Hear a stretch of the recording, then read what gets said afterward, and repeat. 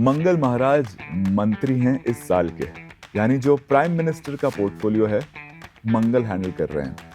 India की, भारतवर्ष की कुंडली में मंगल की महादशा शुरू हो चुकी है। भारत के जो प्रधानमंत्री हैं मोदी जी, उनकी कुंडली में मंगल की महादशा चल रही है। वर्ल्ड वॉर 3 अभी नहीं होने वाला, डोंट वरी।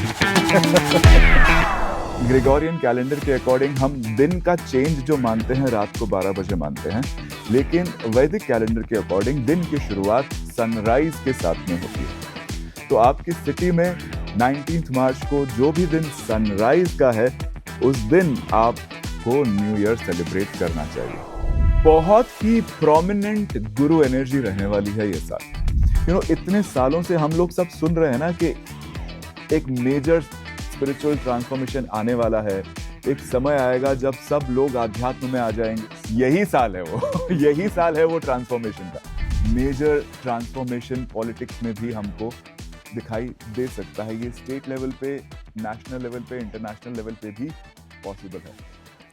नमस्ते, मेरा नाम है कौस्तुभ और आप सभी को नव वर्ष की शुभकामनाएं। नया साल शुरू होते ही हमारे मन में काफ़ी सवाल आ जाते हैं कि ये साल मेरा कैसा जाएगा, ये साल मुझे क्या करना होगा कि मेरा ये साल अच्छा चला जाए। और इन सारे सवाल का जवाब देने के लिए हमारे साथ जुड़े हैं आशुतोष जी। जय गुरुदेव। जय गुरुदेव भैया। आशुतोष जी आर्ट ऑफ लिविंग के एस्ट्रोलॉजी डिपार्टमेंट के हेड हैं और ये काफ़ी वर्षों से लोगों को ज्योतिष के माध्यम से मार्गदर्शन दे रहे हैं। वेलकम है भैया। Thank you so much. मेरा पहला सवाल ये है कि पंचांग श्रवण का महत्व क्या है? और जैसे हम देखते हैं साउथ में इसका काफ़ी प्रिविलेंस है, काफ़ी लोग इसको मानते हैं, तो इसका महत्व क्या है और इस युगादि पे हमें क्या करना चाहिए? तो देखिए, ये पंचांग श्रवण केवल एक ट्रेडिशन ही नहीं है। हमने अक्सर ऐसा देखा है कि स्पेशली दक्षिण भारत में, मंदिरों में, आश्रमों में अक्सर ये, आजकल तो ऑनलाइन भी होता है कि लोग पंचांग श्रवण बहुत ध्यान से सुनते हैं। पंचांग श्रवण का एक परंपरा रही है और सभी लोग इसका इंतज़ार करते हैं। तो ये केवल एक परंपरा नहीं है, हमारे शास्त्रों में भी इसकी इम्पोर्टेंस बताई गई है। इनफैक्ट उससे भी ज़्यादा ये उस समय से चल रहा है। अगर हम अपने हिस्टोरिकली सारे डेटा को देखें तो राजा महाराजा के समय भी ये हुआ ही करता था। नव संवत्सर की शुरुआत में सुबह सुबह सभा बुलाई जाती थी, आम सभा, और उसमें पंचांग श्रवण हुआ जाता था। और जो राज ज्योतिषी हैं वो पूरा पंचांग बताते थे और ये भी बताते थे कि आने वाला साल कैसा है। तो ये वो समय था जब हमारे वैदिक कल्चर की इम्पोर्टेंस बहुत ज़्यादा थी और इसीलिए सब चीज़ें नियमित रूप से चलती रहती थी। खुशहाली थी, हर जगह ग्रोथ हो रही थी, प्रॉस्पेरिटी थी। लेकिन धीरे धीरे समय के बदलाव से ये सारी प्रैक्टिसेस छूट गई, डाइल्यूट हो गई, सब जगह फॉलो नहीं होती, हमारी प्रायोरिटीज चेंज हो गई हैं।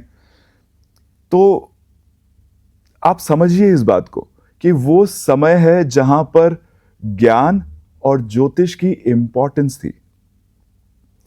और जब हम साल की शुरुआत, वैसे तो पंचांग श्रवण का ही अपना महात्म्य है जो अक्सर ज्योतिष में सिखाया जाता है। हम जब भी ज्योतिष सिखाते हैं, पंचांग सिखाते हैं अपनी क्लासेस में, तो सबसे पहले पंचांग का महात्म्य बताते हैं कि आप ये 5 अंगों के बारे में जानकारी रखते हैं तो आप, हमारे जीवन में क्या क्या होता है, किस तरह से ये हमारी दीर्घायु देते हैं, प्रॉस्पेरिटी देते हैं, हमारी कार्य सिद्धि देते हैं। तो अलग अलग महत्व बताए गए हैं 5 अंग के श्रवण करने का। लेकिन रोज तो करना ही चाहिए, लेकिन हम आम दैनिक जीवन में हर रोज पंचांग श्रवण नहीं कर पाते। तो एक सभा बुलाई जाती थी जहां पर सभी लोग को आना जरूरी होता था और सभी लोग मिल करके ये साल कैसा रहेगा, यानी आपको इस साल की जो भी प्लानिंग करनी है वो सब इस पंचांग श्रवण द्वारा आपको जो इन्फॉर्मेशन प्रोवाइड की जाती थी उसके बेसिस पे अपना पूरा साल की प्लानिंग करते थे। इस साल बारिश कैसी होने वाली है, फसल कैसी होने वाली है, व्यापार कैसे चलने वाला है, कहीं युद्ध की संभावनाएं तो नहीं है, ये सारी बातें पंचांग श्रवण से आ जाती थी। कौन से एनर्जीज या कौन से जीवन के एस्पेक्ट इस साल ज्यादा एम्फेसाइज्ड रहेंगे, सब एक जनरल कॉन्शियसनेस में, एक सामूहिक चेतना में क्या चीज प्रायोरिटी पे रहेगी, किस तरह से लोग इस साल सोचेंगे, काम करेंगे, इन सब के बारे में जानकारी हो जाती थी साल के शुरुआत में। और इस तरह से हम पूरे साल की प्लानिंग करते थे और जीवन को आगे बढ़ाते थे। तो ये शास्त्रीय महत्व तो है ही, साथ साथ इस परंपरा का बहुत ही पुराना एक संबंध है हमारे कल्चर के साथ। अब धीरे धीरे जैसा मैंने बताया ये डाइल्यूट हो गया, तो इसको फिर से रिवाइव करने की जरूरत है। हम उस समाज की बात कर रहे हैं जहां पर नॉलेज इंपॉर्टेंट थी। इवॉल्व्ड सोसाइटी का ये इंडिकेशन होता है कि आप ज्योतिष पे ध्यान दें, आप ज्ञान की बातें सुने। और आज भी हालांकि ज्योतिष का डायरेक्शन काफी बदल चुका है, ज्योतिष एस्ट्रोलॉजी बन गया है, युगादि को कई लोग उगादि बोलते हैं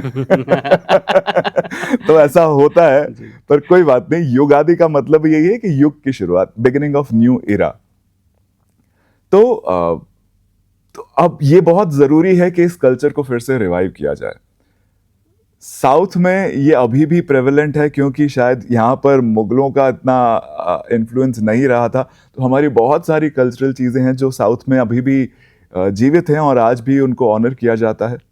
लेकिन इस प्लेटफॉर्म के माध्यम से एक बार फिर हम सभी लोगों को पंचांग श्रवण की इंपॉर्टेंस लोगों तक पहुंचाना चाहते हैं कि क्यों ये इतना इंपॉर्टेंट है और सभी को जरूर साल की शुरुआत पंचांग श्रवण से करनी चाहिए। ये आपने नॉर्थ और साउथ की जो बात की, तो एक संवत्सर का एक कन्फ्यूजन भी है। कहीं रौद्र संवत्सर कहा जा रहा है, कहीं पराभव संवत्सर कहा जा रहा है। तो ये डिफरेंसेस क्यों हैं? और कहीं विक्रम संवत है और कहीं शक संवत है, ये इतना डिफरेंस क्यों होता है? ये कैलकुलेशन में क्या डिफरेंस है? देखिए, अलग अलग कैलेंडर अलग अलग ईरा में, अलग अलग समय में शुरू हुए। विक्रम संवत राजा विक्रमादित्य ने बिफोर कॉमन ईरा शुरू किया था और उसके कई सालों बाद शक संवत की शुरुआत हुई। तो आज हम देखते हैं तो आने वाला वर्ष विक्रम संवत का नंबर देखें तो 2083 है, लेकिन शक संवत 1948 है। तो 100 साल से भी अधिक का डिफरेंस है दोनों संवत में, दोनों कैलेंडर्स में, ये बोलना चाहिए। अगर हम सही तरीके से देखें तो शुरुआत ये जो हो रही है 19 मार्च से जो नव संवत्सर शुरू हो रहा है, ये कर्नाटका में, महाराष्ट्र में बहुत क्लियर है, शक संवत बोला जाता है। शक संवत 1948 की शुरुआत हो रही है। लेकिन विक्रम संवत की जब हम बात करते हैं तो विक्रम संवत के भी अलग अलग वर्जन्स हैं। तो एक विक्रम संवत की शुरुआत हम देखते हैं गुजरात में, कुछ पार्ट्स ऑफ महाराष्ट्र में होती है, जो दिवाली के बाद शुरू होता है। गुजरात में अक्सर दिवाली के अगले दिन न्यू ईयर बोला जाता है, तो इसको हम कार्तिकादि विक्रम संवत बोलते हैं। कार्तिकादि यानी कार्तिक मास की अमावस्या के अगले दिन से प्रतिपदा से जो शुरू होगा, शुक्ल प्रतिपदा से शुरू होगा, उसको हम कार्तिकादि विक्रम संवत बोलते हैं। एक विक्रम संवत है जो नेपाल में सेलिब्रेट किया जाता है और भी कई जगह सेलिब्रेट किया जाता है, जो सोलर इंग्रेस से शुरुआत होता है। यानी इनफैक्ट इंडिया में भी हम देखें तो पंजाब में, कई जगह उड़ीसा में, नॉर्थ ईस्ट एरियाज में, कई जगह यहाँ पर भी सूर्य के मेष संक्रांति से, यानी सूर्य जब मेष राशि में एंटर करते हैं तब से शुरुआत होती है। इसको हम नॉर्थ इंडिया में बैसाखी बोलते हैं, बिहू बोलते हैं। यहाँ से भी एक विक्रम संवत की शुरुआत होती है जो 14 अप्रैल से शुरू होता है। उसका ऑलमोस्ट फिक्स डेट है, वो बदलता नहीं है।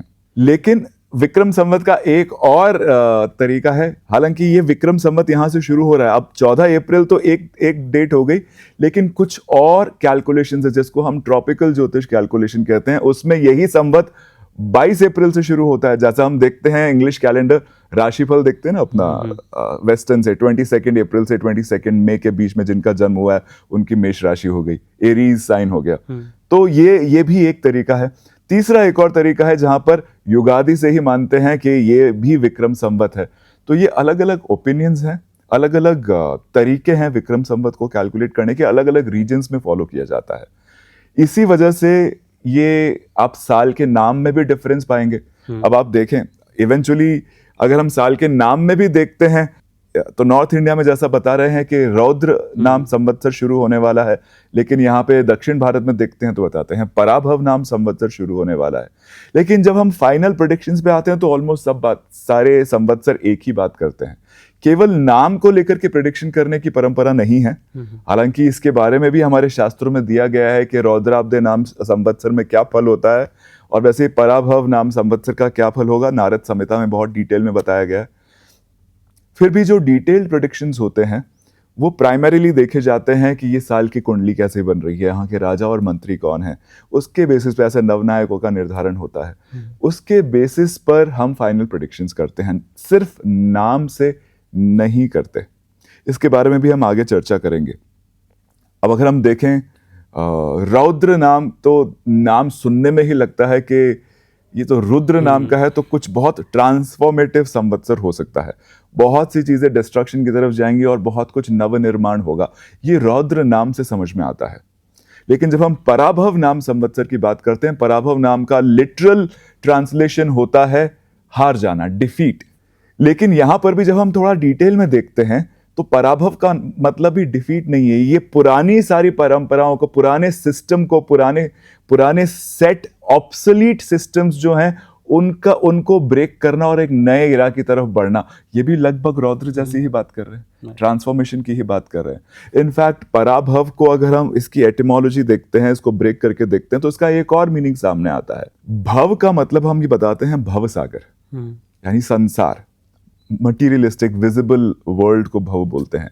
पराभव मतलब जो इसके बियॉन्ड है वो, तो पराभव का मतलब ये भी है कि इसके बियॉन्ड जाने वाला साल, रूटीन चीजों के बियॉन्ड जाने वाला साल भी है पराभव। तो यहां पर भी हम ट्रांसफॉर्मेशन की बात करते हैं। तो थोड़ा सा गहराई में उतरते हैं और जब हम साल की डिटेल एनालिसिस करते हैं, प्लैनेटरी पोजीशंस का एनालिसिस करते हैं, तो हमको समझ में आता है नहीं, ये एक ही बात करते हैं। चाहे कल्चर अलग अलग हैं, नाम अलग अलग देके रखे हैं, पर फाइनली प्रेडिक्शंस तो एक ही डायरेक्शन में जाते हैं।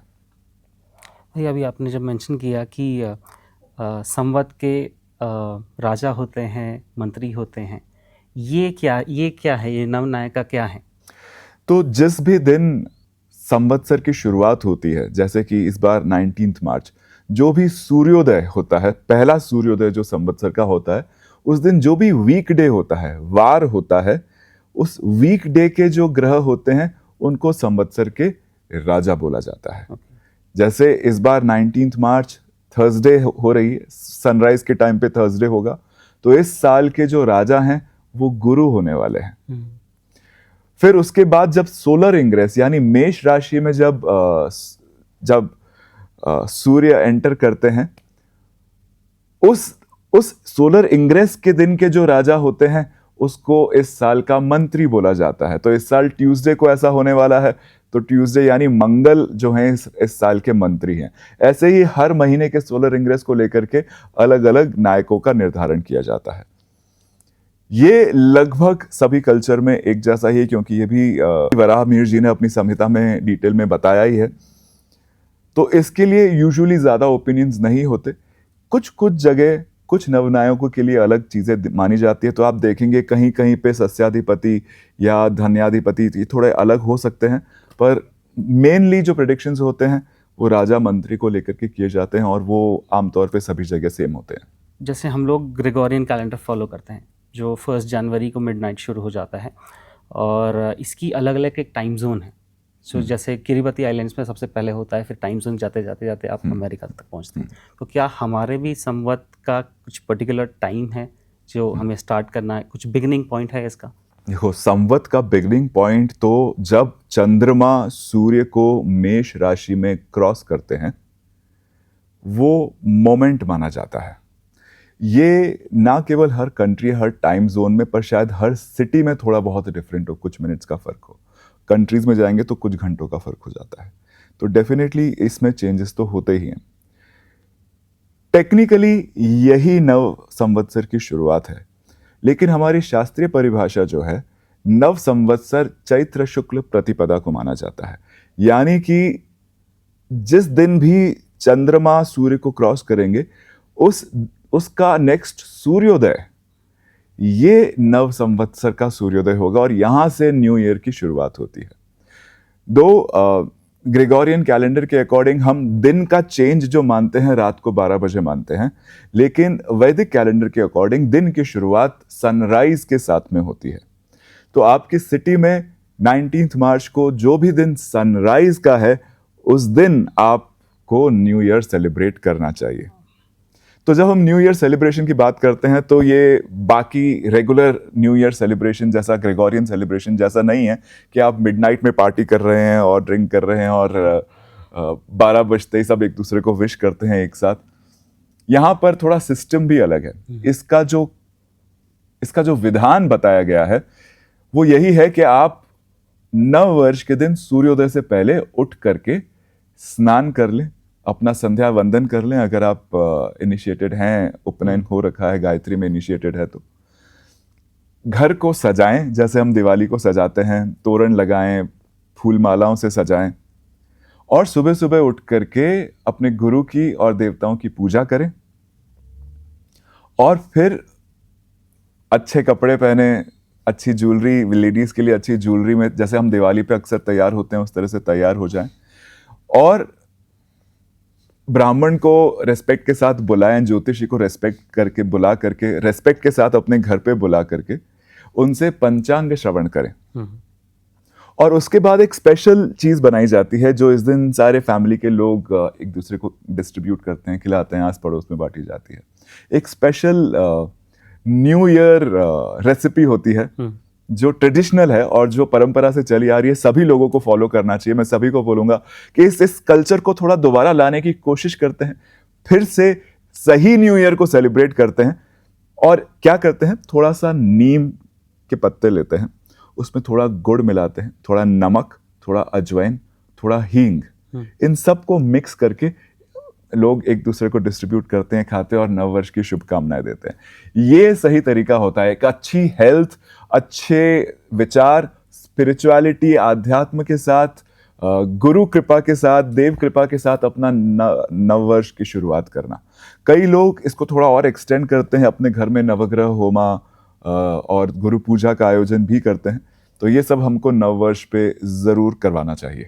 जैसे महाराष्ट्र में तिळगुळ देते हैं और कहते हैं तिळगुळ घ्या आणि गोड गोड बोला। हाँ तो मीठा मीठा बोलिए। बिल्कुल बिल्कुल। तो ये एक पारंपरिक कल्चर रहा है और ये बिल्कुल शास्त्रीय है। ऐसा नहीं है कि कहीं बीच में आ गया था और फिर खो गया। तो हमको ये कुछ चीज़ों को फॉलो करना चाहिए और उस सोसाइटी को रिवाइव करने की कोशिश करनी चाहिए जहाँ पर ज्ञान सबसे मेन था, ज्ञान हमारे जीवन का केंद्र था। इसी को तो हम इवॉल्व सोसाइटी कहते हैं। इसलिए मैं सबको रेकमेंड करता हूँ कि ज्ञान में आए, सीखें ये सब क्या होता है। ज्योतिष को इम्पोर्टेंस देनी चाहिए पर अनड्यू इम्पोर्टेंस भी नहीं देनी चाहिए। जिस तरह से आज के डेट में ज्योतिष का जो स्वरूप होता जा रहा है, मैं ज्योतिष नहीं कहूँगा क्योंकि ज्योतिष तो हमेशा से ज्योति का ज्ञान रहा है, लाइट का, हमारे अंदर जो लाइट है उसका ज्ञान रहा है। हमको एनलाइटनमेंट की तरफ लेके जाए, उसको सपोर्ट करे हमारी स्पिरिचुअल यात्रा में, इसका ज्ञान रहा है। लेकिन ये ज्योतिष जो एस्ट्रोलॉजी आजकल हो रही है सारे संसार में कि पंडित जी मेरा बॉयफ्रेंड मुझे छोड़ के चला गया, पंडित जी का रिप्लाई आता है नहीं 3 हफ्ते में वापस आएगा, 4 महीने में तुम्हारी शादी हो जाएगी, और फिर बोलते हैं पहली चैट फ्री। तो ये सबसे थोड़ा बचे, दूर रहे। वो ज्योतिष नहीं है, वो शायद एस्ट्रोलॉजी के नाम पे कुछ कर रहे हैं, लेकिन ज्योतिष तो आध्यात्म का ज्ञान है। इसको सबको सीखना चाहिए, ज्ञान में उतरना चाहिए। ये इंपॉर्टेंट चीजें मानी जाती थी हमेशा से, फिर से लेके आते हैं कल्चर। कोशिश तो यही है भैया। अभी हम देख रहे हैं काफ़ी सारे प्रेडिक्शंस आ रहे हैं और लोग थोड़े से डरे भी हैं, काफ़ी कंफ्यूजन है, काफ़ी डाउट्स हैं। उनके लिए आप क्या कहना चाहेंगे? देखो, इस साल एक बहुत अच्छी बात ये हो रही है, जैसा मैंने बताया था कि जब हम साल की कुंडली बनाते हैं तो इसके भी 2 अलग अलग तरीके होते हैं। कुछ लोग बोलते हैं, जैसा मैंने बताया, वो मोमेंट जब चंद्रमा ने सूर्य को क्रॉस किया तो उस समय की कुंडली बनती है जिसके बेसिस पे प्रेडिक्शंस होते हैं। अब ये जो चार्ट बनता है ये भी अलग अलग कंट्रीज के लिए अलग अलग टाइम होता है, तो शायद अलग अलग चार्ट बनते हों, अलग अलग लग्न आते हैं उसमें भी।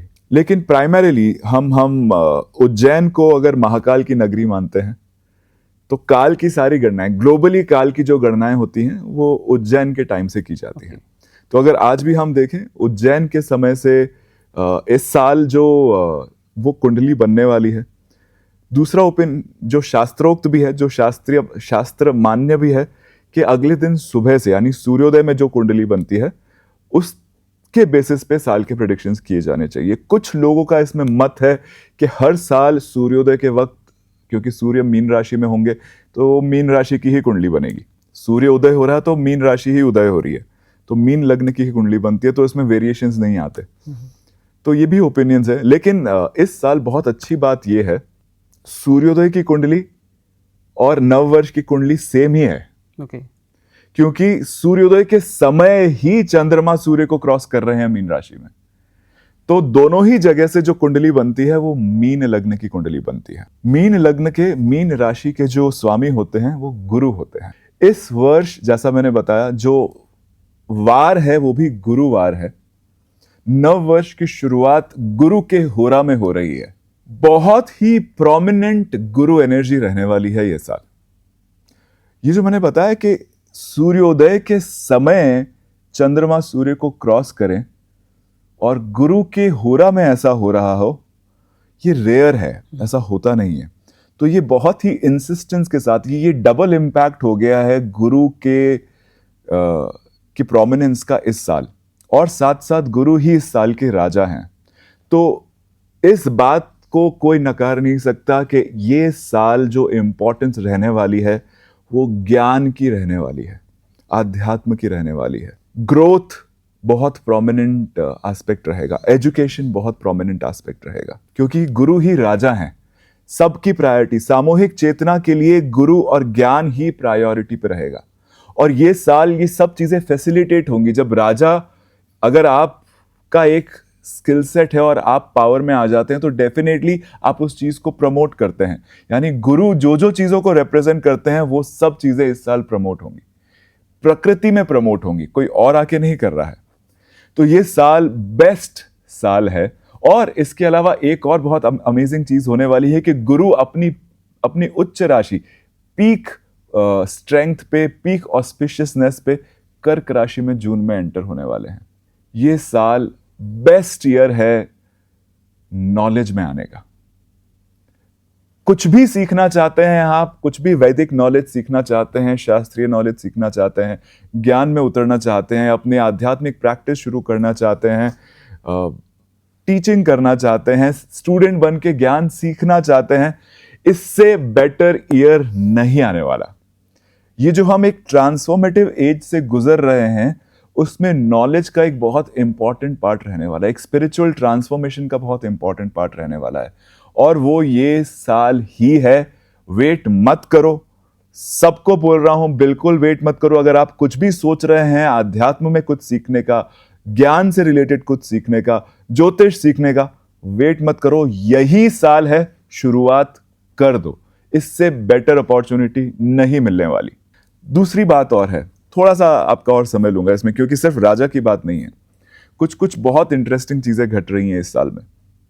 ये तो गुरु राजा हैं उसके बारे में मैंने बताया, और गुरु राजा होकर के अगर हम मीन लग्न की कुंडली में देखते हैं तो चतुर्थ स्थान में, यानी केंद्र में ही बैठे हैं और हृदय में बैठे हैं।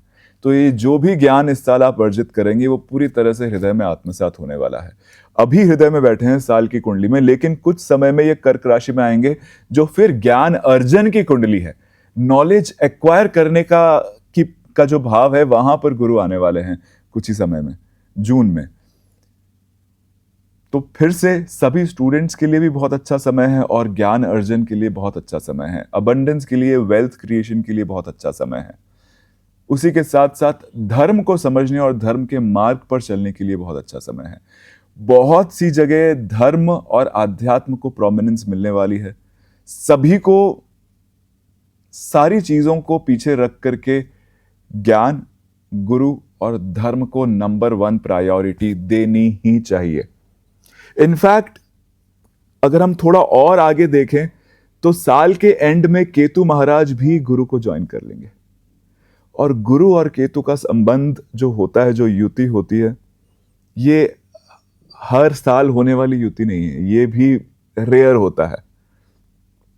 कई सालों में ऐसा होता है कि गुरु, और कई दशकों में ऐसा होता है कि गुरु केतु साथ आए, और ऐसा होना भी एक बड़े आध्यात्मिक ट्रांसफॉर्मेशन की तरफ इंडिकेट करता है, जहां पे ज्ञान और वैराग्य दोनों एक साथ आपके हृदय में उत्पन्न होंगे।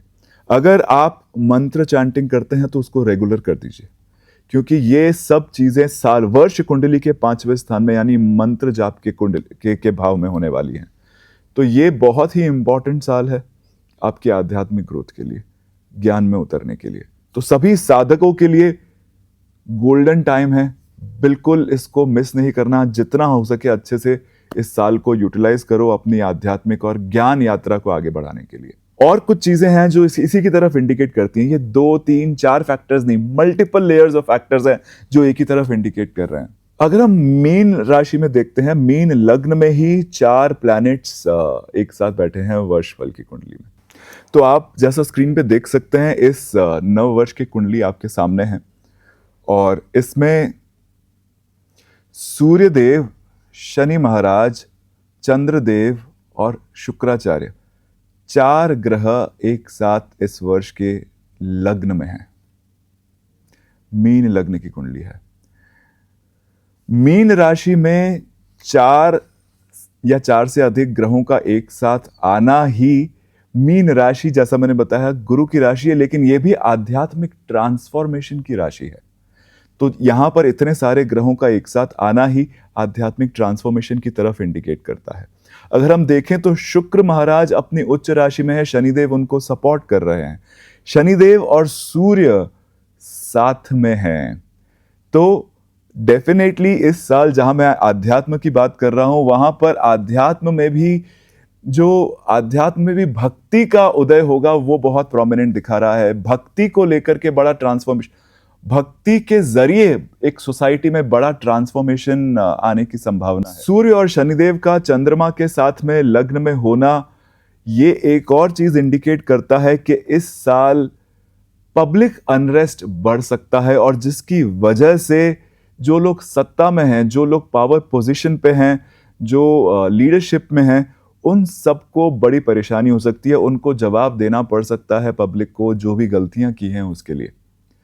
तो चीजें जो सत्ता में हैं, जो लोग पावर में हैं, उनके लिए बहुत टफ होने वाली हैं। इनफैक्ट इसी के साथ साथ अगर हम देखते हैं तो सिंह राशि में केतु महाराज है और केतु महाराज इस पूरे साल दिसंबर तक मघा नक्षत्र में रहने वाले हैं। मघा नक्षत्र को भी थ्रोन माना जाता है, सिंहासन माना जाता है, और यहां पर से केतु महाराज का गुजरना भी उनके लिए एक लिटमस टेस्ट क्रिएट कर सकता है, एक टेस्टिंग सिचुएशन क्रिएट कर सकता है, जहां पर अगर कोई इंसान पावर में है और बहुत रिस्पॉन्सिबिलिटी के साथ डिटैच होकर के समाज के लिए काम कर रहा है, तो उनके मन में भी अचानक से वैराग्य उत्पन्न हो सकता है और हो सकता है वो अपनी पावर पोजीशन से पीछे हटके किसी और को आगे इस सिंहासन को संभलाएं या अपने थ्रोन को किसी और को हैंड ओवर करें।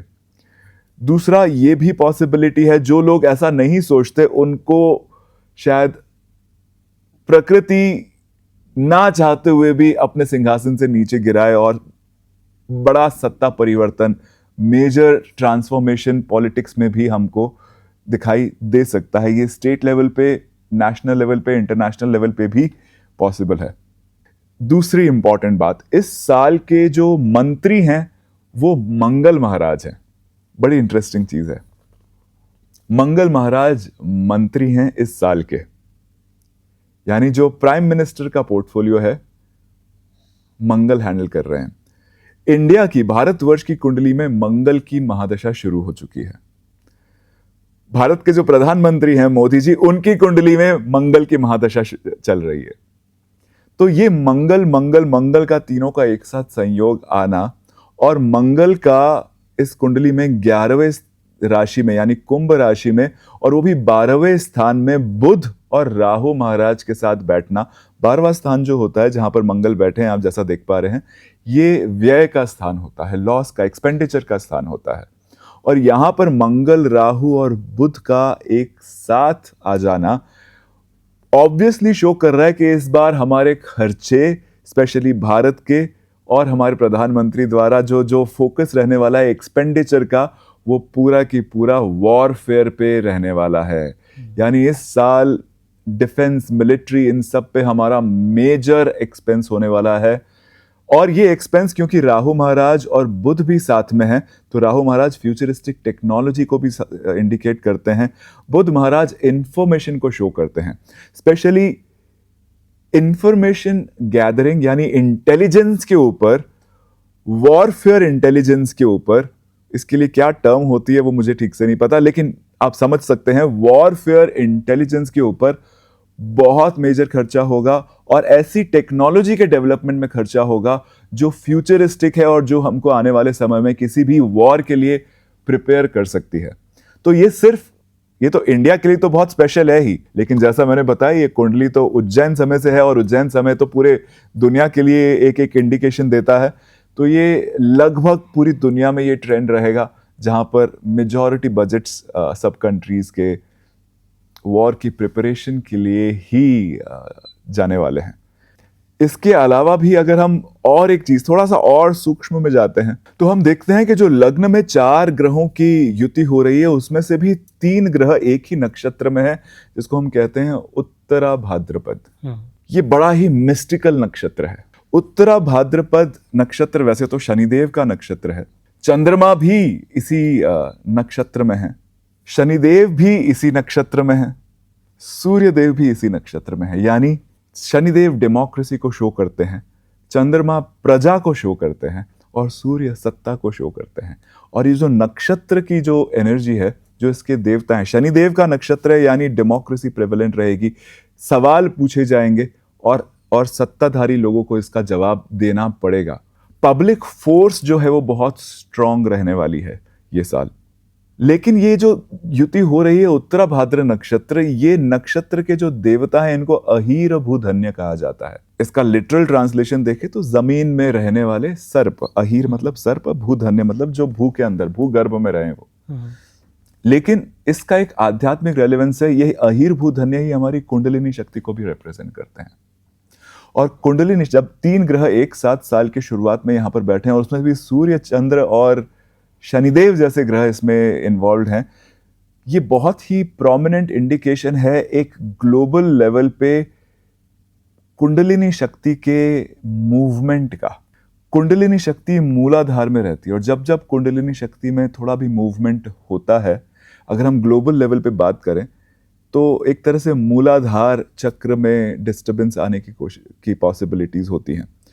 जब हम अपने मूलाधार चक्र की बात करते हैं तो हमारा मूलाधार चक्र पृथ्वी के कोर से रिलेटेड है और यहां पर परिवर्तन होना societal transformation, societal spiritual leap की तरफ इंडिकेट करता है।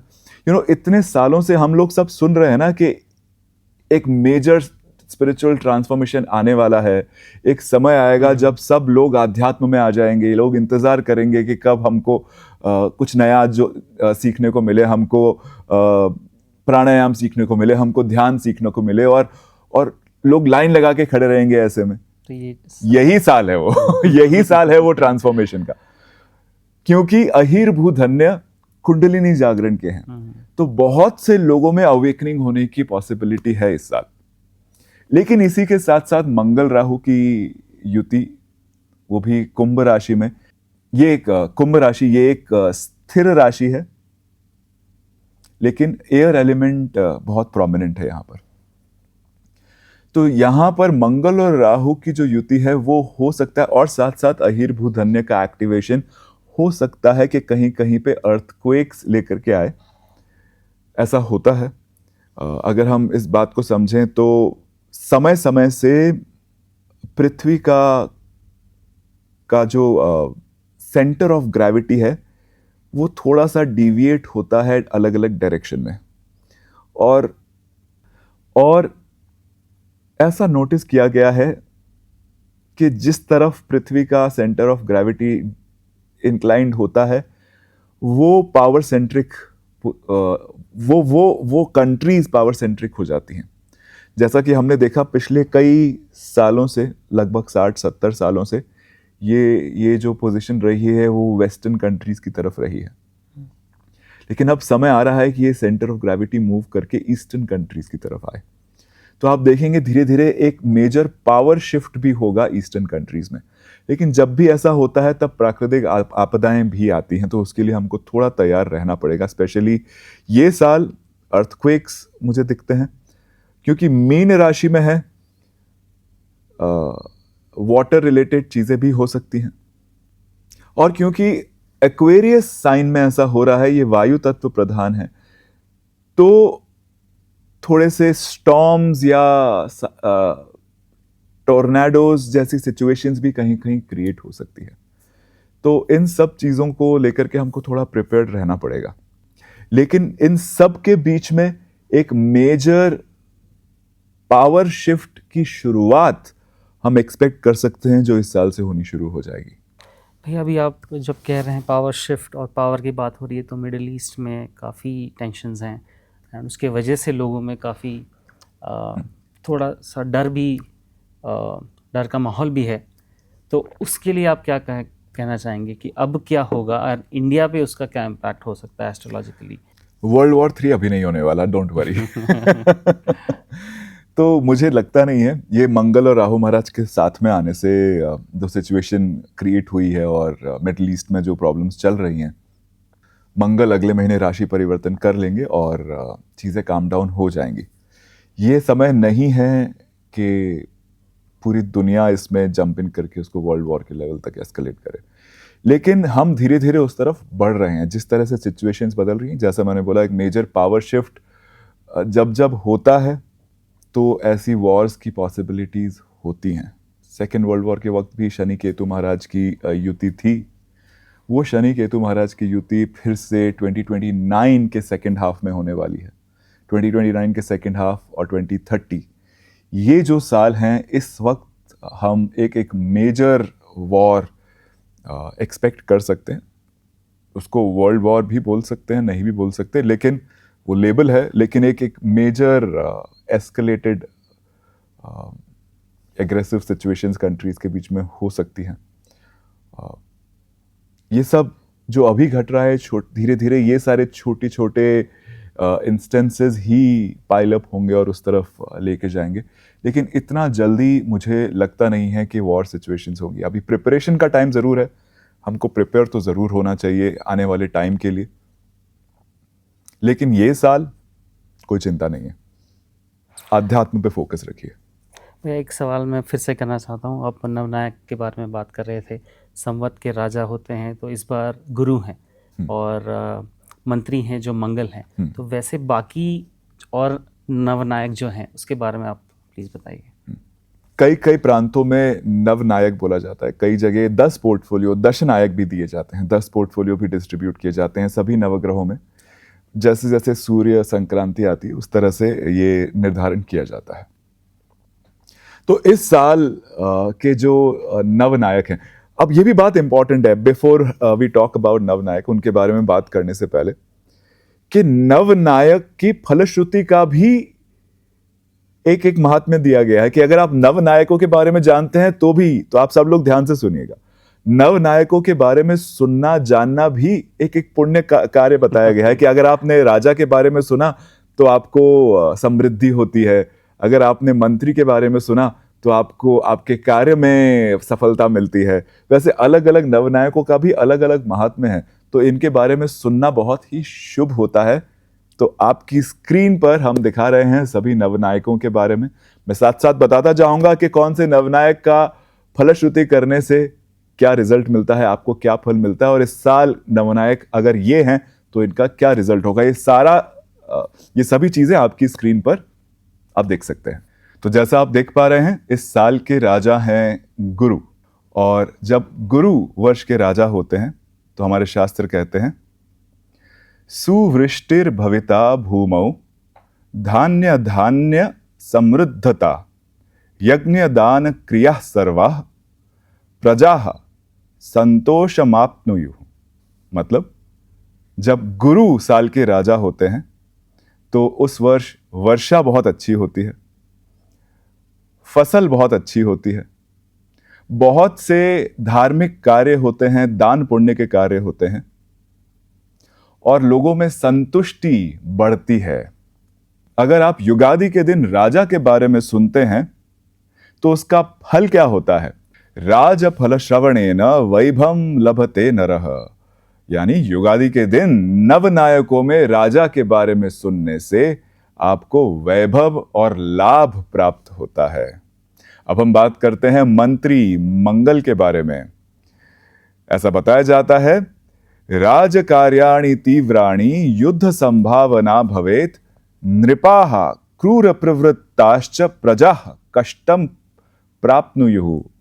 यानी कि जिस वर्ष मंगल मंत्री पद धारण करते हैं उस वक्त सरकार के गवर्नमेंट के कुछ एक्शंस बहुत स्ट्रिक्ट होते हैं। गवर्नमेंट कुछ स्ट्रिक्ट पॉलिसीज इंट्रोड्यूस कर सकती हैं, युद्ध की संभावनाएं बढ़ जाती हैं। जो रूलर्स हैं, जो सत्ता में हैं, वो शायद कुछ रैश और हार्श डिसीजन लें जो प्रजा को पसंद ना आए, और आमतौर पे प्रजा में मुश्किलें बढ़ जाती हैं ऐसे हार्श डिसीजंस की वजह से। नवनायकों में मंत्री के बारे में सुनने का फल ऐसा बताया गया है, मंत्री फल श्रवणेन कुशलम लभते नरः। अगर आपको ये जानकारी है तो इससे आप अपनी स्किल्स को बढ़ा सकते हैं, अपनी कॉम्पिटेंस को बढ़ा सकते हैं और आपके कार्य में सक्सेस मिल सकती है। इस वर्ष जो सेनापति हैं बताया जाता है कि चंद्रमा सेनापति रहेंगे, और कहते हैं सेना चंचला भवति राज्ञाम च विचारणा, देश रक्षा प्रवर्तेत प्रजाश्च भयवर्जिताः। चंद्रमा के सेनापति होने से हमारी आर्मी हमेशा एक्टिव और अलर्ट रहती है। जो सत्ता में हैं, जो रूलर्स हैं, वो डिफेंस को लेकर के बहुत अलर्ट और कॉन्शियस हो जाते हैं, और ओवरऑल देश की सुरक्षा सबसे इंपॉर्टेंट हो जाती है। सेनापति के बारे में जानने का फल यह है कि सेनाधिप श्रवणेन शौर्यम लभते नरः। यह जानकर जो भी इस बात को सुनता है उसको करेज, शौर्य और अपने एंडेवर्स में विजय, अपने शत्रुओं पर विजय प्राप्त होती है। इस साल के जो सस्याधिपति हैं वो गुरु हैं। सस्याधिपति यानी फसलों के जो देवता हैं, क्रॉप्स के जो देवता रहेंगे, वो गुरु रहेंगे। ऐसा बताया जाता है, जल समृद्धिर भवेत भूमौ सस्य वृद्धि प्रजायते, बहुधान्य समृद्धिश्च कृषकानाम सुखावहः। जब गुरु सस्याधिपति यानी सारे फसलों के और क्रॉप्स के अधिपति हो जाते हैं जिस साल, उस वक्त पानी बहुत अबंडेंस में होता है। खेती बाड़ी के लिए पानी की बिल्कुल कमी नहीं होती, फसलें बहुत अच्छे से ग्रो करती हैं, हमारा प्रोडक्शन बढ़ता है, धान्य प्रोडक्शन बढ़ता है, और सभी किसानों को सुख प्राप्त होता है। इस फल को सुनने का रिजल्ट ये है, सस्याधिप श्रवणेन सस्य वृद्धिर भवेत ध्रुवम। केवल इसको सुनने मात्र से आप अपनी फसलों में और अपनी एग्रीकल्चर में ग्रोथ और प्रॉस्पेरिटी ला सकते हैं। इस साल के जो धान्याधिपति हैं, यानी लॉर्ड ऑफ ग्रेन्स कह सकते हैं, वो बुध ग्रह हैं। उसका फल ऐसा बताया गया है, धान्यानि बहुधा जातानि व्यापारो वर्धते ध्रुवम, कृषि वाणिज्य वृद्धि स्यात् जनानाम लाभकारिणी। ग्रेन्स का प्रोडक्शन बढ़ता है, एग्रीकल्चर ट्रेड बढ़ता है, एग्रीकल्चर ट्रेड में बढ़ोतरी होती है, और सभी किसानों को और ग्रेन्स के व्यापारियों को धन प्राप्ति होती है, लाभ प्राप्ति होती है। अगर आपने ये फलश्रुति सुनी है तो आपको भी इस साल खाद्य पदार्थों में अबंडेंस रहेगा और आपकी प्रॉस्पेरिटी बढ़ती जाएगी।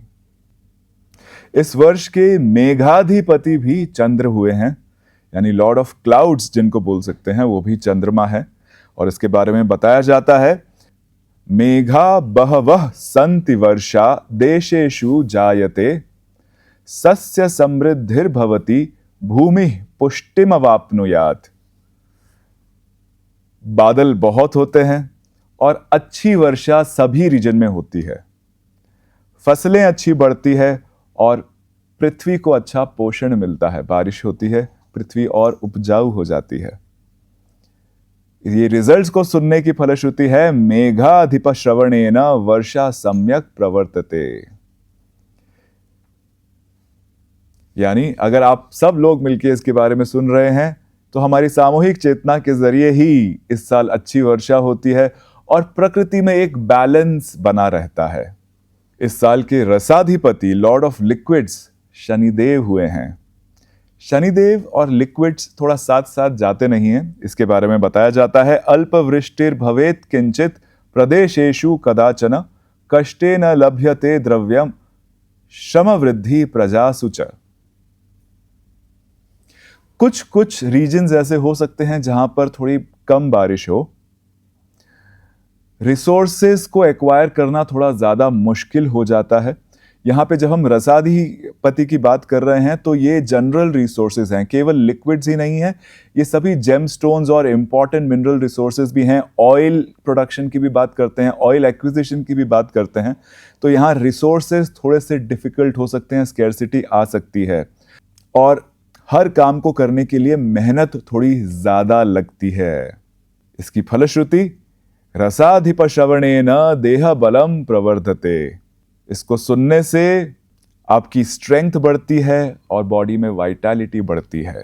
नीराधिपति इस बार गुरु हैं। जैसा हमने पहले बात की लिक्विड्स यानी पानी के अलावा बाकी सब लिक्विड्स की बात कर रहे हैं, लेकिन अभी हम स्पेशली लॉर्ड ऑफ वाटर की बात कर रहे हैं जो इस बार गुरु रहने वाले हैं।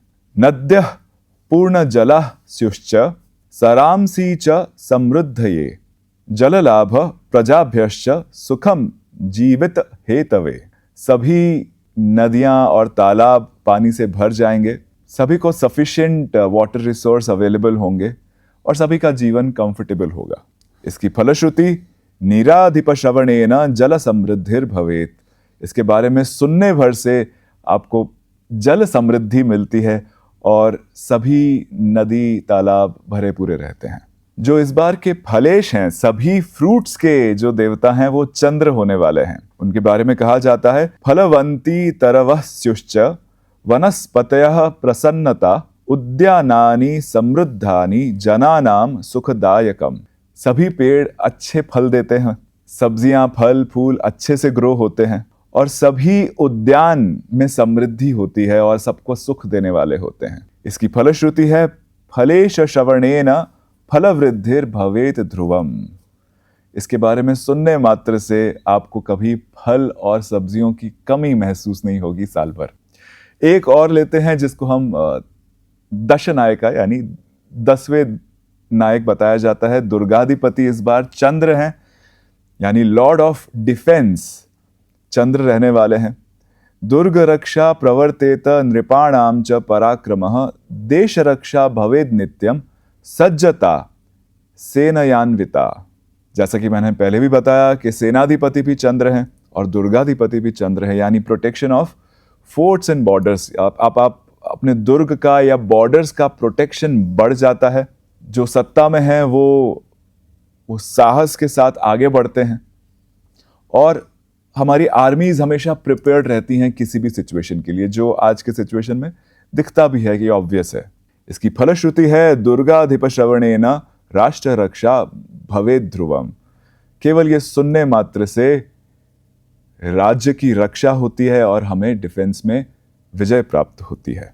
तो ये हमने दशनायकों का इस साल का क्या रिजल्ट रहने वाला है और इसके सुनने से हमको क्या लाभ होने वाला है उसके बारे में पूरी चर्चा की। तो भैया ये नवनायक का और ये जो आपने फलश्रुति बताई ये पंचांग श्रवण का ही पार्ट है। बिल्कुल, ये पंचांग श्रवण का तो ही जब पार्ट आप है। सुनते हैं तो ये फल ये सारा फल सबको मिलता है। बिल्कुल, इसके लिए बहुत इम्पोर्टेंट है कि जी श्रवण करें। बिल्कुल सही है ना। सो भैया काफ़ी लोग ना ये कैलकुलेशन करते हैं, नंबर्स का कैलकुलेशन करते हैं इन टर्म्स ऑफ राशि। तो इसके बारे में आप कुछ बता सकते हैं? हाँ, तो ये बहुत सारे अलग अलग मेथड्स हैं कि हर साल के कुछ लाभ अंक होते हैं, कुछ व्यय अंक होते हैं और उसके बेसिस पे हर राशि की कैलकुलेशन होती है कि इस साल आपको कितना लाभ होने वाला है, कितना व्यय होने वाला है। मान्यताएं हैं, अलग अलग कैलकुलेशन मेथड है। एक कैलकुलेशन मेथड मैं आपको दिखा देता हूं आपकी स्क्रीन पर। ये आप चंद्र राशि से देखें तो बेटर होगा। चंद्र राशि से आपकी चंद्र राशि के अनुसार ये साल आपका कैसा रहने वाला है, वो कैलकुलेशन के बेसिस पे जो भी रिजल्ट्स आ रहे हैं और उसका रिजल्ट भी आपकी स्क्रीन पर आप देख सकते हैं। तो जैसा आप स्क्रीन पे देख रहे हैं, यहाँ पर अलग अलग राशियों का लाभ और खर्च, इनकम और एक्सपेंस मेंशन किया गया है। एक छोटा सा फॉर्मूला इसके ऊपर लगाना पड़ता है फाइनल रिजल्ट प्रेडिक्शन के लिए। तो आपको आपके लाभ, आपकी राशि के लाभ और खर्च, चंद्र राशि से देखें, लाभ और खर्च को ऐड कीजिए, उसमें एक कम कर दीजिए, -1 कर दीजिए, और उसके बाद जो भी बचता है उसको 8 से डिवाइड कर दीजिए। तो जो रिमाइंडर होगा वो उसके बेसिस पे रिजल्ट्स प्रेडिक्ट किए जाते हैं। तो जैसा हम देखते हैं, एरीज के लिए जो रिमाइंडर आता है वो नंबर 7 आता है। नंबर 7 का जो रिजल्ट बताया गया है वो है स्पेशल गेन्स। तो बहुत विशेष लाभ आपके लिए ये साल इंडिकेटेड है। टॉरस यानी वृषभ राशि के लिए जो रिमाइंडर आता है वो आता है 2, और नंबर 2 का रिजल्ट है कि इस साल आपके लिए बहुत खुशी और आनंद का समय रहने वाला है। हैप्पीनेस और पीस आप एक्सपेक्ट कर सकते हैं। मिथुन राशि के लिए जो रिमाइंडर आता है वो भी नंबर 2 आता है। वहां पर भी आप खुशी और आनंद और हैप्पीनेस और पीस को एक्सपेक्ट कर सकते हैं। ये साल आपके लिए शांति और खुशियां लाने वाला हो सकता है। कर्क राशि यानी कैंसर मून साइन के लिए जो रिमाइंडर आता है वो 4 आ रहा है, और 4 नंबर हेल्थ रिलेटेड स्ट्रेस को इंडिकेट करता है। तो आपको उसके लिए केयरफुल रहना पड़ सकता है। सिंह राशि के लिए ये रिमाइंडर 1 आता है। 1 नंबर इमेंस फाइनेंशियल गेन्स को रिप्रेजेंट करता है। तो तैयार रहिए, बहुत फायदा होने वाला है। कन्या राशि के लिए ये नंबर 2 है। 2 जैसा कि हमने जाना कि ये नंबर आपको आनंद और शांति प्रदान करने वाला है। तुला राशि के लिए भी ये नंबर 2 है। आनंद और शांति आप इस साल एक्सपेक्ट कर सकते हैं। वृश्चिक राशि के लिए नंबर 7 है। कुछ स्पेशल गेन्स आप एक्सपेक्ट कर सकते हैं। कुछ तो स्पेशल फायदा इस साल आपको होने ही वाला है। धनु राशि के लिए जो रिमाइंडर है वो 0 है, या 8 बोल सकते हैं, क्योंकि डिविजिबल है पूरी तरह से। 24 का जो यूनिट आता है वो डिविजिबल है, और ये थोड़ा अनफेवरेबल होता है, ये शुभ फलदायक नहीं है। तो आपको थोड़ा केयरफुल रहना पड़ेगा। मकर राशि के लिए जो रिमाइंडर है वो 1 नंबर आता है, और 1 नंबर प्रॉफिट्स को और गेन्स को शो करता है।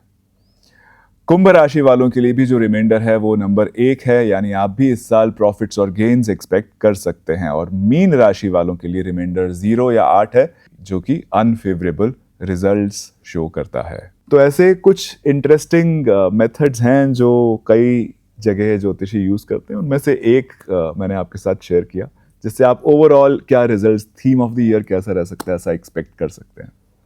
We are coming to the most interesting part, जो लोग हर साल वेट करते हैं इस साल के प्रेडिक्शंस का, हर राशि के हिसाब से। So please. तो शुरुआत करते हैं मेष राशि से। ये आपको आपकी चंद्र राशि देखनी है। जिस आपकी कुंडली में जहां पर भी जिस भी राशि में चंद्रमा है, वहां से हम इसकी बात कर रहे हैं। अगर आपकी मेष राशि है तो ये साल आपको थोड़ा अपने इनकम और एक्सपेंसेस में बैलेंस करने की कोशिश करनी पड़ेगी। हालांकि लाभ बहुत दिखाई दे रहा है, लेकिन उसी के अकॉर्डिंग खर्चे भी बहुत हो रहे हैं। तो ये इंश्योर कीजिए कि ये खर्चे सही जगह पर हों। आप रोक नहीं पाएंगे, लेकिन आप उनको सही जगह डायरेक्ट ज़रूर कर सकते हैं।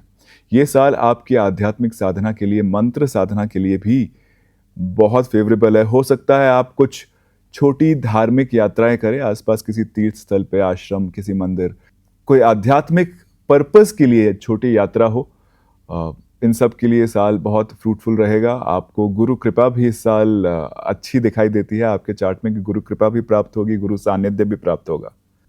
अगर आप कोई प्रॉपर्टी लेने का प्लान कर रहे हैं तो मैं रेकमेंड करूंगा कि थोड़ा जून तक रुक जाएं। जून के बाद प्रॉपर्टी या किसी एसेट को लेने की, कोई बड़ा व्हीकल या प्रॉपर्टी लेने की संभावना भी आपके चार्ट में दिखाई देती है।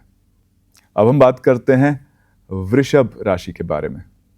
वृषभ राशि वालों के लिए ऑलरेडी अपने काम को लेकर के बहुत स्ट्रेस्ड हैं, बहुत उथल पुथल चल रही है आपके प्रोफेशन में।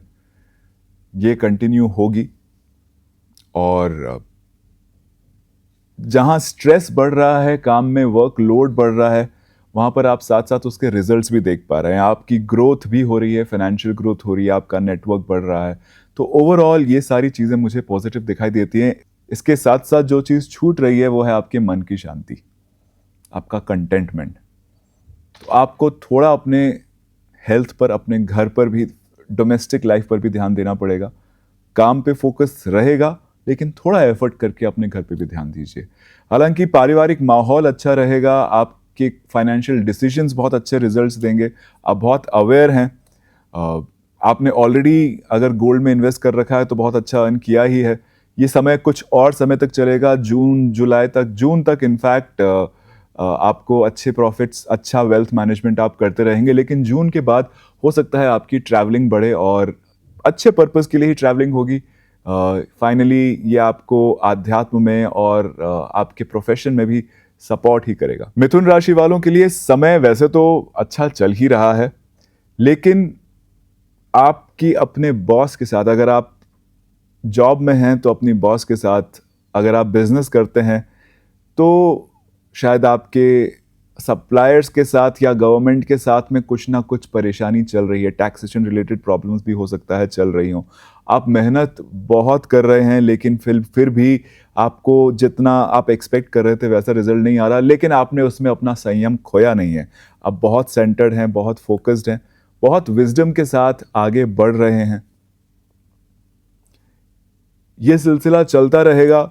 अगर आपको ट्रैवलिंग करके अभी तक कुछ रिजल्ट्स नहीं मिल रहे थे तो इस साल के एंड के बाद थोड़े रिजल्ट्स शायद मिलने लगे, लेकिन हो सकता है कि ये साल भी, लास्ट ईयर से ऐसा लग रहा है कि आपके थोड़े छोटे भाई बहनों के साथ भी मन मुटाव रह रहा है, तो ये साल के एंड तक आप एक्सपेक्ट कर सकते हैं कि चीज़ें रिजॉल्व हो जाएं। कर्क राशि वालों के लिए पिछले कुछ समय से जैसा हम देख रहे हैं कि वैसे भी पारिवारिक माहौल थोड़ा ठीक नहीं चल रहा है। हो सकता है कि आपको अपने परिवार से दूर रहना पड़ रहा हो। आपके खर्चे बहुत बढ़े हुए हैं, मेजर मनी आउटफ्लो हो रहा है, पर मोस्टली ये अच्छी जगह ही हो रहा है। या तो अच्छा इन्वेस्टमेंट में कहीं आपने आपका पैसा लगाया है, या फिर आपने किसी सत्कार्य में लगाया है, कहीं पूजा में, होमा में, या कहीं अच्छे ट्रैवलिंग में, अब्रॉड ट्रैवल में भी शायद आपने पैसा खर्चा किया हो। तो ये साल का कुछ थीम अब तक जैसा रहा है उससे थोड़ा हट करके होने वाला है। आप एक्सपेक्ट कर सकते हैं स्पेशली जून के बाद बहुत सी चीज़ें आपके जीवन में सॉर्ट हो जाएंगी। आपके चार्ट में भी दिख रहा है कि पिछले कुछ समय से आपके सीनियर्स के साथ, आपके बॉसेस के साथ कुछ रिलेशनशिप बहुत अच्छे नहीं हैं। आपको कहीं ना कहीं मन में ऐसा लग रहा है कि गुरु की सन्निधि भी नहीं मिल पा रही है, सामीप्य नहीं मिल पा रहा है। तो ये सब चीज़ें इस साल भी थोड़ा बनी रहेंगी, लेकिन गुरु का राशि परिवर्तन हो रहा है जून में और वो आप ही की राशि में आने वाले हैं। तो बहुत ज्ञान की वृद्धि, आध्यात्म में रुचि, और उसी के साथ साथ साल के एंड में जब केतु महाराज भी साथ में आएंगे तो वैराग्य की प्राप्ति, ये सब चीज़ें, ज्ञान, वैराग्य, आध्यात्मिक ग्रोथ और ट्रांसफॉर्मेशन के लिए ये साल आपके लिए बहुत बहुत इंपॉर्टेंट होने वाला है। अब हम बात करते हैं सिंह राशि के बारे में। पिछला साल बहुत मुश्किल गया है। बहुत सी ऐसी चीज़ें जो आपके दिल को नहीं अच्छी लगती वैसी हुई हैं। शायद हार्ट ब्रेक जैसी सिचुएशन से भी, डिसअपॉइंटमेंट जैसी सिचुएशन से भी आप गुजर रहे हैं, लेकिन ये समय पूरे साल नहीं रहने वाला। दिसंबर तक आप एक्सपेक्ट कर सकते हैं कि चीज़ों में बदलाव होगा। आपके जो लाइफ पार्टनर हैं उनके साथ भी कुछ ना कुछ अनबन पिछले कुछ समय से चल रही है। ये भी आप एक्सपेक्ट कर सकते हैं कि आने वाले एक महीने में सिचुएशंस थोड़ी बेटर होंगी और बाय एंड ऑफ दिसंबर आप दोनों के रिलेशनशिप में थोड़ा सुधार होगा। अष्टम स्थान से इतने सारे ग्रहों की युति होना, शनिदेव का ट्रांजिट होना, अष्टम शनि होना, एक्सीडेंट्स के चांसेस भी बने हुए हैं जो इस साल भी बने रहेंगे। तो मैं आपको रेकमेंड करूंगा कि आप थोड़ा ड्राइविंग में केयरफुल रहें। कुंडलिनी मूवमेंट डेफिनेटली पॉसिबल है सिंह राशि वालों के लिए भी, तो ट्रांसफॉर्मेशन के लिए बिल्कुल तैयार रहे। और इस ट्रांसफॉर्मेशन में जो आपको सबसे ज़्यादा सहायक होगा वो होगा अष्टांग योग और ऑकल्ट प्रैक्टिसेस। अगर आप कुछ भी मिस्टिक या ऑकल्ट नॉलेज में इंटरेस्टेड हैं तो ये साल ज़रूर आप उसके डेप्थ में जाइए, सीखिए, कुछ भी सीखना शुरू कीजिए। ज्योतिष में अगर आप इंटरेस्टेड हैं तो आप ज्योतिष भी सीख सकते हैं। अष्टांग योग में थोड़ा आगे बढ़िए, ध्यान प्राणायाम हर रोज़ कीजिए, आसन कीजिए। ये सब चीज़ें आपके जीवन में जो मुश्किलें चल रही है उसमें उनको झेलने की और उससे गुजरने की एक नई स्ट्रेंथ आपको देगी। लेकिन by end of this year, साल एंड होते होते बहुत सी चीज़ें बहुत पॉजिटिव होने वाली हैं। गुरु भी इस साल के एंड में सिंह राशि में एंटर करेंगे और आपको एक टेम्पररी रिलीफ कुछ 2-3 महीने का देंगे। और बाय नेक्स्ट ईयर, जैसा नव संवत्सर का जो अंतिम कुछ महीने होते हैं, यानी जो हम इंग्लिश कैलेंडर से जनवरी, फरवरी, मार्च देखते हैं, इस साल के एंड तक आते आते आपको काफ़ी चीज़ें अपने जीवन में बेहतर होती हुई दिखाई देंगी। कन्या राशि वालों के लिए बात करें तो ये साल आपके लिए शत्रुनाश का साल है। अगर कोई कंपटीशन आपको बहुत परेशान कर रहा है, आप कॉम्पिटिटिव एग्जाम में अपीयर होने वाले हैं, तो ये साल आपके लिए बहुत हेल्पफुल हो सकता है। आपके लिए भी हो सकता है कि थोड़ा रिलेशनशिप को लेकर के परेशानी चल रही हो, हेल्थ को लेकर के परेशानी चल रही हो, तो ये साल भी थोड़ी सी परसिस्टेंस बनी रहेगी उन सब चीज़ों की। उसके लिए मैं आपको रेकमेंड करूंगा कि आप कुछ उपाय करें। अगर हो सके तो एक शनि शांति होमा करवाएं या फिर रुद्र पूजा में पार्टिसिपेट करें, रुद्र होमा करवाएं। काम को लेकर के, अपने प्रोफेशन को लेकर के हो सकता है कि आपको लगे कि चीज़ें थोड़ी मुश्किल हो रही हैं। हालांकि काम के एक्सपेंशन का टाइम है, पर मुश्किलें लेकिन ये ऐसा लग सकता है कि, लेकिन ये भाव उठ सकता है कि आप जो काम कर रहे हैं वो अब आपके मन को सूट नहीं कर रहा, आप उससे ऊपर उठ चुके हैं। ऐसी फीलिंग आ सकती है, I am too good for this work, और आपको लगेगा कि मैं ये काम छोड़ के कुछ और बेहतर काम करूं, समाज के लिए कुछ अच्छा करूं, संसार के लिए कुछ अच्छा करूं। तो ये मन में कभी कभी ऐसे भाव ला सकता है कि आप अपना जॉब छोड़ें, कुछ और लेने का सोचें। लेकिन थोड़ा समय रुकिए, ये जून तक का ही भाव है। पिछले काफ़ी समय से आप सोच रहे हैं इस बारे में, थोड़ा समय और रुक जाइए। जून के बाद चीज़ें बहुत बेहतर होने वाली हैं। बहुत लाभ की, आपकी प्रमोशन की, इंक्रीमेंट की पॉसिबिलिटीज़ भी मुझे जून के बाद, आपकी आय वृद्धि की पॉसिबिलिटीज़ मुझे जून के बाद ज़रूर दिखाई दे रही हैं। तुला राशि वालों के लिए मित्रों के साथ मतभेद जो चल रहा है वो इस साल के अंत तक चलेगा।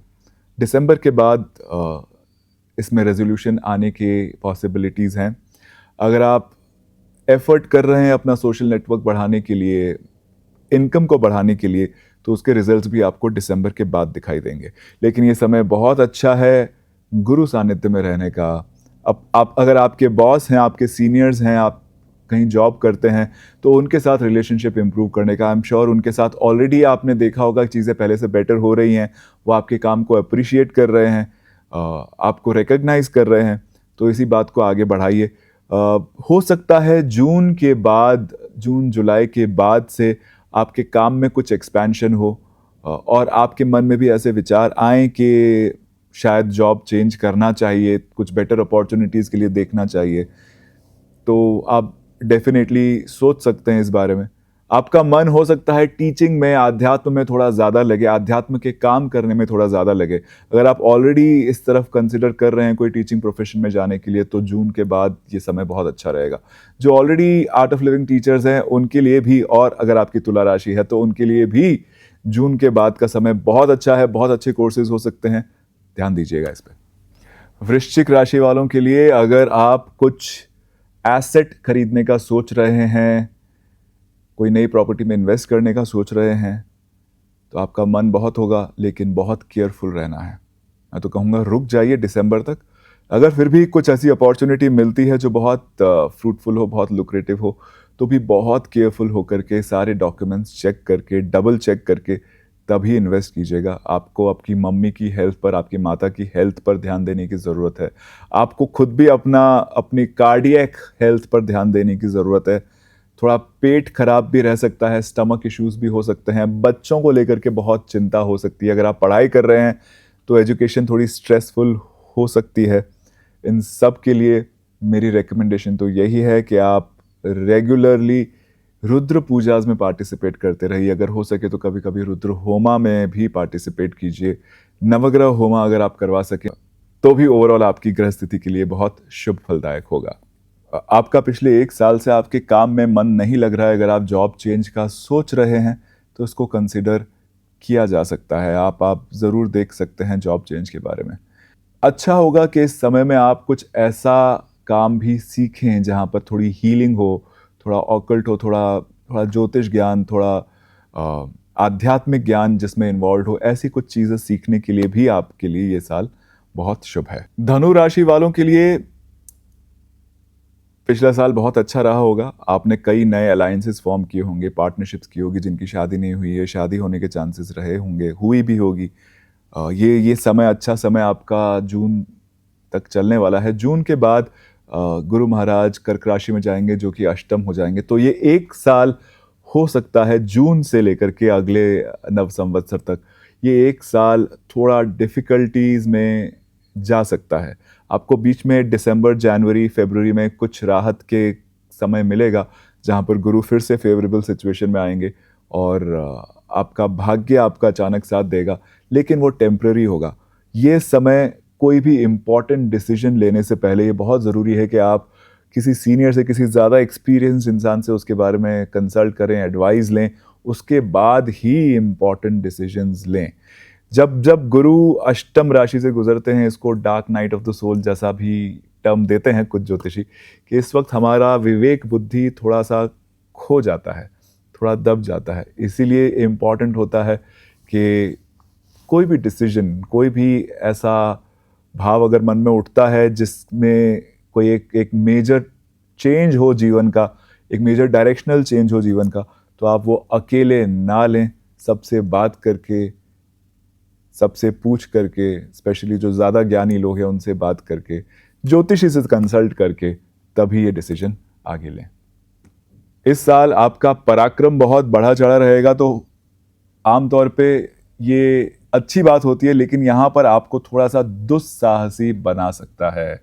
यानी कुछ ऐसे डिसीजंस, ऐसे एक्शंस आप ले सकते हैं जो आगे जाकर के, हालांकि रिस्क लेना इस साल आपके लिए ठीक है, आपके अंदर वो रिस्क टेकिंग एबिलिटीज़ बढ़ी रहेंगी, लेकिन फिर भी थोड़ा केयरफुल रहना है, दुस्साहसी नहीं बनना है, ओवर कन्फ्रंटेशनल नहीं होना है। इन सब बातों पे ध्यान दें, नहीं तो बड़ी परेशानियां आगे आ सकती हैं। गुरु का राशि परिवर्तन और शनिदेव का पोजीशन ये ज़रूर इंडिकेट करता है कि अगर आप भी पिछले कुछ समय से कुछ नया एसेट लेने का सोच रहे हैं, तो इस साल जून के बाद आप डेफिनेटली या तो कोई नई प्रॉपर्टी, ज़मीन या कोई नया कार, व्हीकल जैसा कुछ ले सकते हैं। उसकी भी बहुत अच्छी संभावना है। मकर राशि वालों के लिए परिवार में थोड़ा डिस्टर्बेंस रह सकता है और ये कंटिन्यू होगा इस साल के एंड तक, लेकिन धन कमाने के लिए ये बहुत अच्छा साल है। आपका पराक्रम बढ़ा चढ़ा रहेगा, आप नए इनिशिएटिव्स लेंगे और कुछ सिस्टमैटिक तरीके से कुछ ऐसे नई चीज़ों की शुरुआत करेंगे जो आपको आगे जा करके बहुत फ़ायदा दे। हो सकता है कि आपके बॉस इस साल आपके साथ में स्ट्रिक्ट रहें। अगर आप आध्यात्मिक पथ पर हैं, गुरु सेवा में हैं, तो ये भी हो सकता है कि आपके गुरु, आपके सीनियर्स, आपके मेंटोर्स भी आपके साथ थोड़ा स्ट्रिक्टली बिहेव करें, लेकिन उनका स्ट्रिक्ट होने का पर्पस केवल और केवल आपकी फर्दर ग्रोथ होगी। तो ये स्ट्रिक्ट बिहेवियर को आप बहुत पॉजिटिवली लें और तैयार रहें आपकी एक अच्छी लीप, अच्छी ग्रोथ के लिए। इस साल कंपटीशन को भी आप अच्छे से बीट कर पाएंगे। अगर कोई बीमारी चल रही है तो उससे भी मुक्ति हो पाएगी। तो ये साल ओवरऑल अगर हम देखें तो आपकी ग्रोथ के लिए है। बस पारिवारिक स्थिति में थोड़ा संभलने की ज़रूरत है, वहाँ पर थोड़ा पेशेंस से सभी लोगों से डील करने की ज़रूरत है। इम्पेशेंटली, इम्पल्सिवली अगर आप कुछ बोलेंगे तो वो हो सकता है आगे जाके आपके रिश्तों को ख़राब करे, उसका ध्यान रखिए। कुंभ राशि वालों को स्पेशली थोड़ा हेल्थ पे ध्यान रखने की ज़रूरत है। हो सकता है इस वक्त आपका पित्त और वात बहुत एक्सेसिवली बढ़ जाए और आपके पार्टनर के साथ भी, आपके रिश्तों में भी थोड़ी तनाव आ जाए। अगर आप बिजनेस कर रहे हैं, बिजनेस पार्टनरशिप में भी थोड़ी मुश्किलें आने की संभावना दिखाई देती है। धन वृद्धि के लिए बहुत अच्छा समय है। आपकी इनकम डेफिनेटली अच्छी बढ़ेगी, लेकिन जहाँ थोड़ी मुश्किल दिख रही है वो है पारिवारिक स्थिति।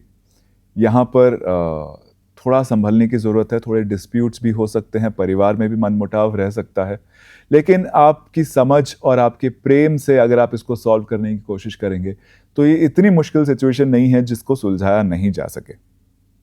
कुंभ राशि वालों के लिए ये समय ज्ञान अर्जन के लिए भी बहुत अच्छा है। तो अगर आप कुछ भी शास्त्रीय ज्ञान सीखने की कोशिश कर रहे हैं, अगर आप स्टूडेंट्स हैं, पढ़ाई कर रहे हैं, तो ये साल आपको फ़ायदा हो सकता है। स्पेशली जून तक बहुत अच्छा रहेगा। जून से पहले अगर आप कुछ नया ज्ञान सीखने के लिए शुरुआत करना चाहते हैं तो डेफिनेटली बहुत अच्छा समय है। लेकिन जून के बाद समय थोड़ा सा बदलाव लेकर के आने वाला है। ये समय जो जो बेनिफिट्स आपको मिल रहे थे, जो जो सत्व आपके जीवन में था, वहाँ से हटके हो सकता है आपको थोड़ा रजोगुण में एंट्री लेनी पड़े और कुछ ऐसी चीज़ों से डील करना पड़े जो शायद आपकी प्रसन्नता को बढ़ाने वाली ना हो, थोड़ी परेशानी बढ़ाने वाली हो, फिर भी आपको ये डील करना ज़रूरी है। अगर आप कंपटीशन में हैं, कॉम्पिटिटिव एग्जाम में हैं, तो डेफिनेटली आप नॉलेज के थ्रू अपने कंपटीशन को बीट कर सकते हैं। अगर आप बिजनेस भी कर रहे हैं और अपने कॉम्पिटिटर्स को बीट करना चाहते हैं, तो आप केवल और केवल अपनी विजडम और सही डिसीजंस के थ्रू उनको बीट कर सकते हैं। तो ओवरऑल साल का थीम अच्छा है, आप इसका पूरा फायदा उठा सकते हैं। मीन राशि वालों के लिए आगे बात करते हैं। मीन राशि वालों को भी थोड़ा हेल्थ पे ध्यान देने की ज़रूरत है, अपने खर्चों को कंट्रोल करने की ज़रूरत है, क्योंकि मुझे लग रहा है कि एक मेजर एक्सपेंस हो रहा है। आपको ठीक से नींद नहीं आ रही, आपके मेडिटेशंस ठीक से नहीं हो रहे, आपको योग आसन रोज़ करने ही हैं ये साल के एंड तक, नहीं तो आपकी नींद, मेडिटेशन सब कुछ डिस्टर्ब हो जाएगा। आपके पैसे का वेस्ट होने के चांसेस हैं। अगर आप ऑलरेडी स्टॉक मार्केट में डील करते हैं तो बेटर है निकल जाइए, बहुत सेंसिटिव समय है आगे। वैसे भी स्टॉक मार्केट्स को लेकर के आपसे हैंडल नहीं होगा, मेजर नुकसान होने की पॉसिबिलिटीज है अगर आपकी मीन राशि है तो। किसी नॉलेज फील्ड में जाने के लिए, शास्त्रीय नॉलेज लेने के लिए, ज्ञान में उतरने के लिए बहुत ही अच्छा समय है।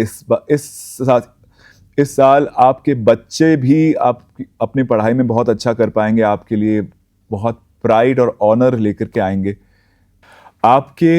आपकी मम्मी के साथ रिलेशनशिप बेटर होंगे। अगर उनकी हेल्थ में कुछ तकलीफ़ें रही हैं तो वो भी काफ़ी बेटर, काफ़ी इम्प्रूवमेंट इस साल दिखाई देता है। आपको जॉब में भी ऑनर्स मिल सकते हैं, आपको कुछ ना कुछ अच्छी पोजीशन, आपके काम में बढ़ोतरी हो सकती है, एक एक्सपेंशन होने के चांसेस भी अच्छे हैं। लेकिन ओवरऑल अगर मैं देखूं मीन राशि, क्योंकि उत्तराभद्र नक्षत्र जैसा हमने बात की, वहाँ पर 3 मुख्य ग्रहों का आगमन हुआ है, एक मेजर परिवर्तन का समय है, तो आप इस परिवर्तन का पार्ट बनने वाले हैं। और इस साल की राशि, जैसा मैंने बताया, लग्न और राशि भी मीन राशि ही है। और जहां ये साल ज्ञान, ऑकल्ट नॉलेज और एक ट्रांसफॉर्मेशन को इंडिकेट कर रहा है, वो सब चीज़ें आप अपने जीवन में बहुत एविडेंटली एक्सपीरियंस कर पाएंगे। तो इस साल को अच्छे से यूज़ कीजिए, आपके लिए बहुत अच्छी अपॉर्चुनिटी है। नॉलेज के थ्रू, ऑकल्ट साइंसेस के थ्रू, ऑकल्ट ज्ञान के थ्रू भी आपकी लाइफ में एक मेजर ट्रांसफॉर्मेशन इंडिकेटेड है इस साल। तो ये था आप सभी 12 राशियों का वर्षफल।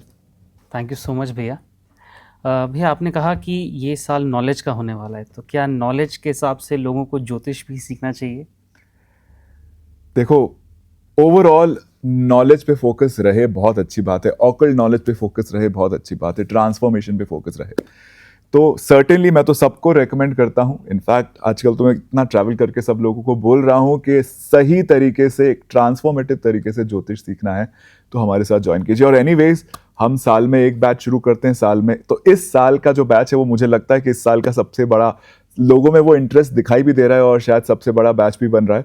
तो मैं आप सभी से रेकमेंड करूंगा, रिक्वेस्ट करूंगा, अगर आप सोच रहे हैं कभी भी कि कभी जीवन में ज्योतिष सीखेंगे, तो ये साल से बेटर अपॉर्चुनिटी नहीं मिलने वाली है। हमारा नेक्स्ट बैच 23 मार्च से शुरू होने वाला है, यानी युगादि के बाद 4 दिन बाद ही है। पंचमी तिथि को हम बोलते हैं कि नया बैच शुरू करते हैं हर साल।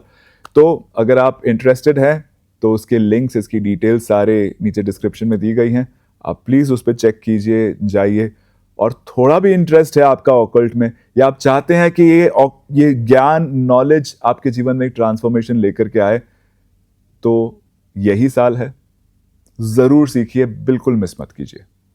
जय गुरुदेव।